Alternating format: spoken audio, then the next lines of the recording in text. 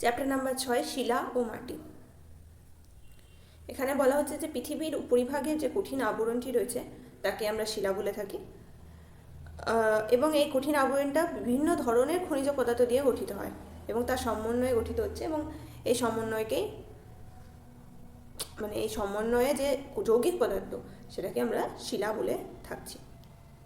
এবার শিলা উৎপত্তি অনুসারে 3 ধরনের হতে পারে: আগ্নেয় শিলা, পাললিক শিলা এবং রূপান্তরিত শিলা। এবার আমরা আগেকার মতনই নাম ভাগ করবো। আগ্নেয় শব্দটা আসছে আগুন থেকে, ঠিক আছে। পাললিক শব্দটা আসছে পলি থেকে। তেমনি রূপান্তরিত শব্দটা আসছে রূপ প্লাস অন্তরিত, রূপের পরিবর্তন এর মাধ্যমে। তাই এখান থেকে যদি আমরা এভাবে মনে রাখি তাহলে এবার ডেফিনেশন থেকে দেখলে সুবিধা হয়ে যাবে। আগ্নেয় শিলা কী হবে না, পৃথিবীর যে আগে তো একটা আগুনের গোলা ছিল, পরে সেটা আস্তে আস্তে ঠান্ডা হতে শুরু করে এবং শক্ত হয়, সেটাকেই বলছে আগ্নেয় শিলা। এই যে এই শক্ত জমাট বেঁধে যাচ্ছে, এর জন্য এটা কি হচ্ছে না, গ্রানাইট ব্যাসল্টের মতন বিভিন্ন ধরনের শিলা এখানের মধ্যে দেখতে পাওয়া যাচ্ছে, এবং এখানে আগ্নেয় শিলা হচ্ছে কঠিন এবং সহজেই ভাঙে না।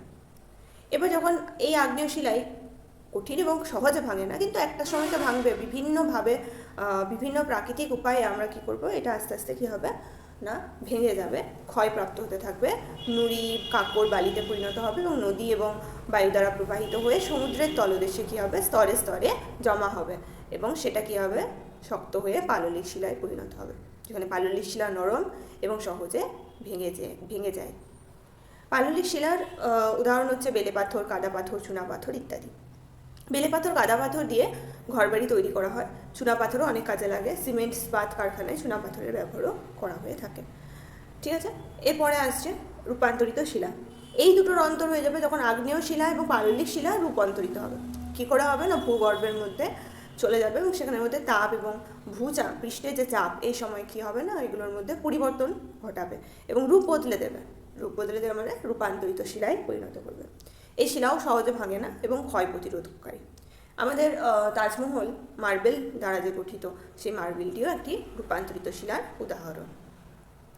এবার শিলা কী হয় না, আস্তে আস্তে ক্ষয়প্রাপ্ত হতে থাকে। আমরা বললাম সহজে হয়তো ভাঙে না আগ্নেয় শিলা, কিন্তু পরের দিকে ভাঙতে শুরু করে। পাললিক শিলা খুব সহজে ভেঙে যায়, এবং রূপান্তরিত শিলা কী হয় না, একটু হলেও সময় লাগে, রূপান্তরিত শিলাও শক্ত হয়ে থাকে।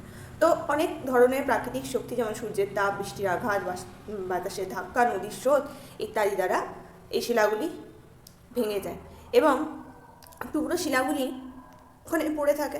এবার এই শিলাগুলোর সাথে কি হয় না, আস্তে আস্তে বিভিন্ন ধরনের জৈব পদার্থ মিশে যায় এবং মাটি তৈরি করতে শুরু করে। মানে কি বলছে না, এখানের মধ্যে যে এই শিলাগুলো ভাঙছে সেগুলো হচ্ছে খনিজ দেবে, তাহলে সেটা হচ্ছে 45%, প্লাস এর সাথে বাতাস মিশবে, বিভিন্ন ধরনের কীটপতঙ্গ যেমন হতে পারে কেঁচো, এর মাধ্যমে কী হবে না, এর মধ্যে বাতাসের মিশ্রণ ঘটবে এবং তার সাথে জল ও বৃষ্টিপাতের জন্য জল আসবে, সেই জলও মিশে থাকবে। এছাড়া উদ্ভিদ প্রাণীর পচে যাওয়া দেহাংশ, উদ্ভিদের পাতা শিকড় এবং অণুজীব, এরা সবাই মিশে অ্যাকচুয়ালি মাটি তৈরি করে থাকে। এবার মাটির সৃষ্টির জন্য তাহলে আমরা কী কী দেখলাম, যে এক তো লাগবে আমাদের জীবজগৎ লাগবে, ঠিক আছে। এছাড়া আর কি লাগছে, সেই শিলাটা লাগছে, যে শিলা দিয়ে তৈরি হবে মাটিটা।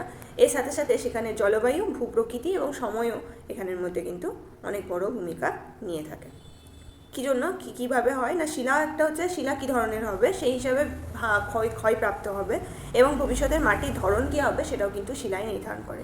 যেমন ব্যাসাল্ট শিলা ক্ষয়প্রাপ্ত হয়ে কালো মাটিতে তৈরি হয়, তেমনি অন্যান্য মাটির জন্য অন্যান্য শিলা দায়ী হবে।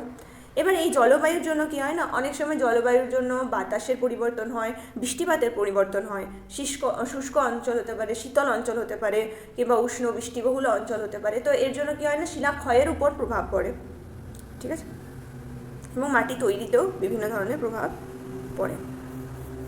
এছাড়া মাটির গভীরতার উপরও প্রভাব পড়ে। উষ্ণ আর্দ্র অঞ্চল, উষ্ণ আর্দ্র হচ্ছে গরমে আর্দ্রতা বেশি থাকে, বৃষ্টিপাত হওয়ার সম্ভাবনা বেশি থাকে, তো সেখানের মধ্যে মাটির গভীরতা বেশি হয়ে থাকে। এছাড়া হচ্ছে ভূপ্রকৃতি, যদি আমরা দেখি যে কোথায় শিলাটি ভাঙছে সেখানের উপর নির্ভর করে। যেমন যদি কোনো খুব খাড়া ঢালযুক্ত কোনো পর্বতের বা ভূমির খাড়া ঢালের উপর যদি মাটি তৈরি করতে হয়, তাহলে সেখানে হবে না, কারণ সেখান থেকে কী হবে, বৃষ্টির জলে বা হাওয়াতে সেই মাটি সেখানে শিলাখণ্ড সেখানে থাকবেই না, তো এখানে সুযোগ কম। কিন্তু অন্য অংশে সুযোগ বেশি। তো ভূপ্রকৃতিও এভাবে অংশ নিয়ে থাকে। জীবজগৎ তো নেই, আমরা বললাম জীবিত মৃত প্রাণীর উদ্ভিদাংশ বিভিন্ন ধরনের এগুলো মাটিতে মেশে। এছাড়া পিঁপড়ে, কেঁচো, ছুঁচো, সাপ ইত্যাদি মাটিকে আলগা করে। বাতাসের সাথে জল মাটিতে প্রবেশ করতে সাহায্য করে। মৃত উদ্ভিদ প্রাণী মাটিতে পুষ্টি জগিয়ে থাকে। তো এই জন্য জীবজগৎ এবং সময়, একদিনে মাটি তৈরি হবে না, শিলাক্ষয় হতে এবং সেখান থেকে মাটি তৈরি হতে লক্ষ লক্ষ বছর লেগে যায়। ঠিক আছে, তো একটা সময়ও একটা বড় ফ্যাক্টর। এবার মাটির দানার উপর ভিত্তি করে, মাটির দানার মাপের উপর ভিত্তি করে আমরা মাটিকে 3 ভাগে ভাগ করে থাকি। একটা হচ্ছে এঁটেল মাটি, যেটা কিনা খুব সূক্ষ্ম দানা, এবং কাদা মাটি, দানা হচ্ছে সূক্ষ্ম এবং এখানের মধ্যে তাই জল ধারণ ক্ষমতা খুব বেশি এবং জল ঢাললে তাই জল দাঁড়িয়ে যায়। তেমনি এঁটেল মাটি, দোআঁশ মাটি হচ্ছে এটা মাঝারি মাপের হয়ে থাকে। তো এগুলো সব থেকে ভালো হচ্ছে চাষের জন্য সব থেকে ভালো, মানে জল যেহেতু ধারণ ক্ষমতাও ভালো এবং অন্যান্য উপাদানও সঠিক মাত্রায় থাকে, মানে খুব বেশি জল দাঁড়িয়ে থাকবে না, তাহলে সেটা হচ্ছে উপযুক্ত হবে চাষের ক্ষেত্রে। এছাড়া হচ্ছে আমাদের বেলে মাটির দানা খুব বড় হয় এবং জল ধারণ ক্ষমতা একদমই কম, মানে জল ঢাললে তাড়াতাড়ি টেনে নেয় আর কি। মানে মোট কথা হচ্ছে চাষাবাদের ক্ষেত্রে অতটা ভালো নয়। এটা হচ্ছে আমাদের মাটির দানার উপর নির্ভর করে আমাদের ভাগ দিয়েছে।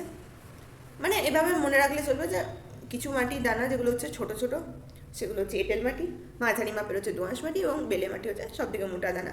এবং জল ঢাললে মোটা দানার মধ্যে কী হবে না, তাড়াতাড়ি মাটি জলটা টেনে নেবে। ঠিক আছে, এর ফলে কী হবে, চাষাবাদের ক্ষেত্রে অসুবিধা হবে। আবার খুব জল দাঁড়িয়ে থাকলেও সেখানের মধ্যেও অসুবিধা হবে এঁটেল মাটিতে। তো সেই জন্য মাঝামাঝি যে মাটি, দোআঁশ মাটিটা সব থেকে ভালো। এবার পলি মাটি নানা রকম ব্যবহার বলেছে। এক তো হচ্ছে আমরা দেখতে পারি যে চাষাবাদের ক্ষেত্রে ব্যবহৃত হচ্ছে, কিংবা মৃৎশিল্প ক্ষেত্রে ব্যবহৃত হচ্ছে। ঠিক আছে, কিংবা আমরা আসবাবপত্র তৈরি করতে ব্যবহার করছি, ঘর বাড়ি তৈরি করতে ব্যবহার করছি, আমরা ভাস্কর্য শিল্প বলে মূর্তিকলা যেটাকে বলছে, এর জন্য ইট তৈরিতে, পাত্র তৈরিতে, মাটির পাত্র ইত্যাদি তৈরিতে ব্যবহার করে থাকছি। আচ্ছা, এটা হচ্ছে আমাদের 6 নম্বর চ্যাপ্টার, শিলা এবং মাটি।